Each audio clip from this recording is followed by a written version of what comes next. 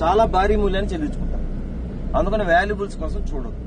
మీరు ఏం చెప్పానో ఇలా కిందకి దిగేసి వెళ్ళిపోండి. తర్వాత అన్ని బాగుంటే వచ్చి మన సామాన్లు మనం తీసుకోవచ్చు. రెండోది, మన మార్కాపురం దగ్గర యాక్సిడెంట్ అని తెలుసు కదా మీ అందరికి. 14 మంది ఎగ్జిస్ట్ దగ్గర 3 ఇరుక్కుపోయి ఉన్నారు. ఎగ్జిస్ట్ ఎమర్జెన్సీ ఎగ్జిట్ రోడ్డు అంటే ఏం జరుగుతుంది, నేను ముందెళ్ళాలని 3 దానిలో ఒకలే పడతారు. ఛాన్స్ 2 మనిషికి. ఆ 3 ఏం చేశారు, వెళ్ళిపోయి వాళ్ళు ఇరుక్కున్నారు. 3 1 by 1 వెళ్ళుంటే 3 సేఫ్ అయ్యేవాళ్ళు. వెనకాల కూడా నాకు తెలిసి ఇంకో 2-3 ఎఫెక్ట్ అయి ఉంటారు.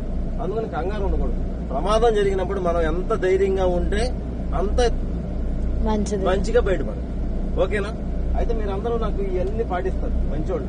కానీ నేను రోజు వచ్చి అందరికీ చెప్పలేను, కొన్ని బస్సులు మిస్ అవ్వచ్చు.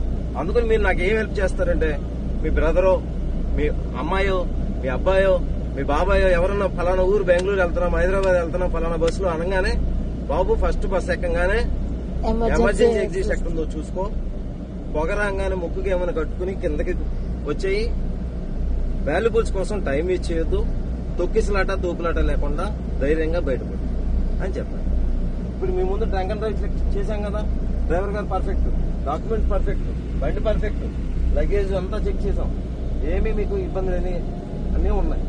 కాబట్టి మీరు చేయాల్సింది ఏంటంటే చక్కగా హ్యాపీగా నిద్రపోయి హ్యాపీగా ఇంటికి చేరాలి.